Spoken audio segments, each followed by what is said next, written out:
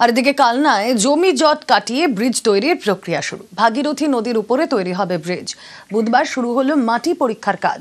আর ওদিকে শীতলকুচিতে দোলা নদীর উপর নতুন ব্রিজ। পুরনো ব্রিজ ভেঙে যাওয়ায় নতুন ব্রিজ তৈরি উত্তরবঙ্গ উন্নয়ন দফতরের।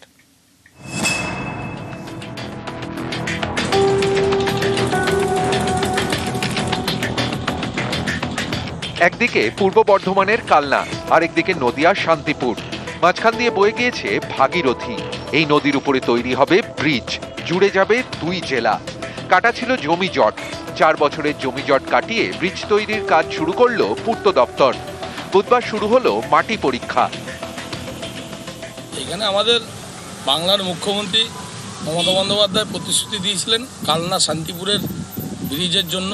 সেই প্রতিশ্রুতি আজকে আমাদের এখানে মেশিনপত্র এসছে, মাটির টেস্টের জন্য আজকে কাজ শুরু হয়েছে। 98.2% জমি কেনা হয়ে গেছে।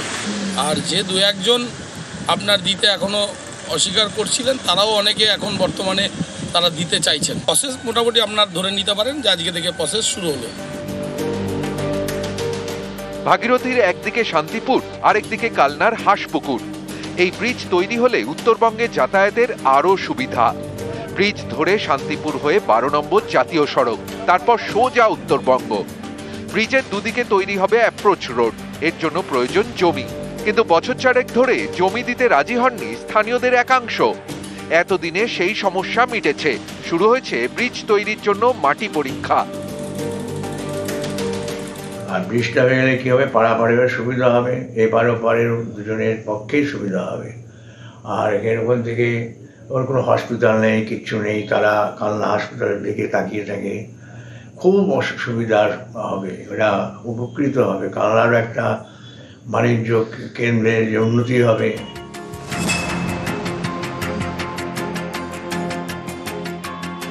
কোচবিহারের শীতলকুচি দিয়ে বয়ে গিয়েছে দোলা নদী। এই নদীর উপরে নতুন ব্রিজ। একদিকে পূর্ব শীতলকুচি গ্রাম, আরেকদিকে রথের ডাঙ্গা। বছরখানেক আগে দোলা নদীর উপরের সেতুটি ভেঙে যায়। সেই জায়গায় নতুন ব্রিজ তৈরি করেছে উত্তরবঙ্গ উন্নয়ন দপ্তর। ব্রিজ হওয়াতে তো মোটামুটি সুবিধা ভালো হয়েছে। তার মধ্যে এখনো একটু বড় গাড়িতে উঠতে পারছে না। হ্যাঁ, কিছু বাকি আছে। খুব খুশি। এদিকে তো আঁকড়াহাটও যাওয়া যায়, পঞ্চারহাটও যাওয়া যায়, শাল বা যাওয়া যায়, ফকড়েহাট যাওয়া যায়। প্রচুর লোক যাতায়াত। প্রায় 99 লক্ষ টাকা খরচ করে আমরা এই সেতুটা কাজ প্রায় সমাপ্তির দিকে। মানুষ যাতায়াত করছে, আমরা এখনো পর্যন্ত ওপেনিং করিনি। কালনা থেকে নবকুমার রায় ও শীতলকুচি থেকে রাজেশ দাস, নিউজ 18 বাংলা।